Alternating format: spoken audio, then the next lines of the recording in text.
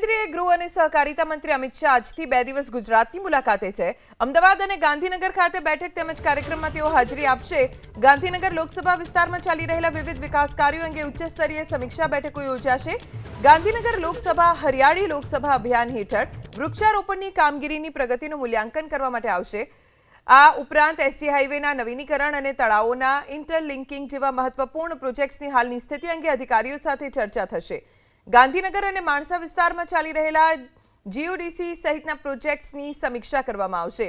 જાહેર આરોગ્ય સેવાઓને વધુ સશક્ત બનાવવા અને સરકારી હોસ્પિટલ્સના કામકાજ અંગે આરોગ્ય મંત્રી ઋષિકેશ પટેલ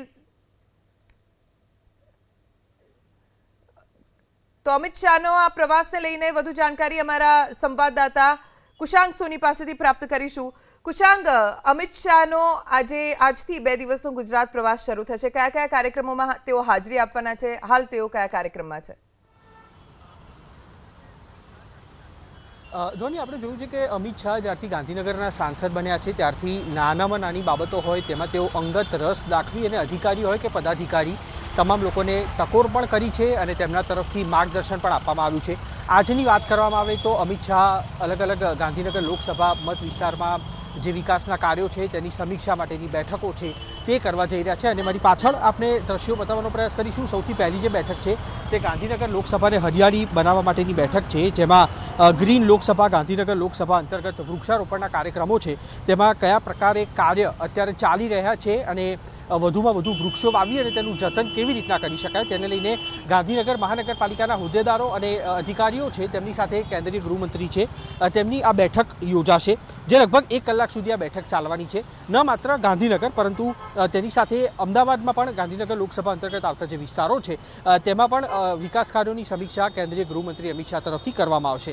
જ્યારે પણ તેઓ ગુજરાતની મુલાકાતે આવતા હોય ત્યારે પોતાની લોકસભામાં કયા કયા કાર્યો ચાલી રહ્યા છે અને કયા કયા કાર્યો પેન્ડિંગ છે અથવા હવે શરૂ થવાના છે તેનું અપડેટ શું છે તેની તમામ માહિતી છે તે સમયાંતરે અમિત શાહ તરફથી લેવામાં આવતી હોય છે અને તેના ભાગરૂપે આખી જે બેઠકો છે તેનું તબક્કાવાર આયોજન કરવામાં આવ્યું છે। પ્રથમ બેઠક છે તે ગાંધીનગર ગ્રીન લોકસભા બનાવવા માટેનું બેઠક છે તે યોજાશે। તેની બાદ એસજી હાઈવે ઉપર જે national highway authority of India તરફથી ફ્લાયઓવર બ્રિજ બની રહ્યો છે તેની સમીક્ષા પણ કેન્દ્રીય ગૃહમંત્રી તરફથી કરવામાં આવશે, જેના કારણે ટ્રાફિકને ખૂબ મોટો ફાયદો થવાનો છે। 6 અલગ અલગ તબક્કામાં આ બ્રિજ બનવાનો છે, જેના કારણે થઈને સાણંદ સુધી આ બ્રિજ ખેંચાવવાની તૈયારી નેશનલ હાઈવે ઓથોરિટી ઓફ ઇન્ડિયાની છે, જેની પણ સમીક્ષા છે તે અમિત શાહ તરફથી કરવામાં આવશે। આખો દિવસ અમિત શાહ છે તેમની બેઠક ગાંધીનગર લોકસભા અંતર્ગત આવતા વિસ્તારોના અધિકારીઓ અને પદાધિકારીઓ સાથે મળવાની છે।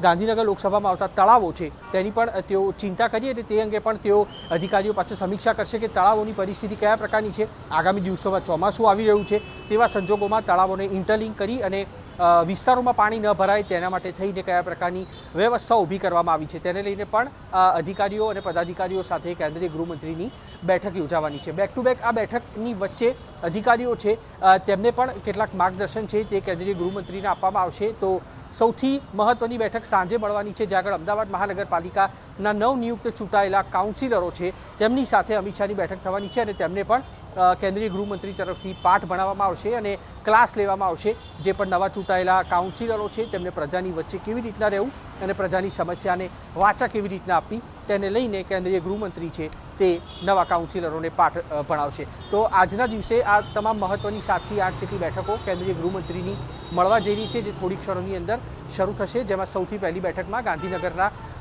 અધિકારીઓ અને પદાધિકારીઓ છે તે હાજરી આપશે। કુશાંગ, આભાર જાણકારી આપવા માટે।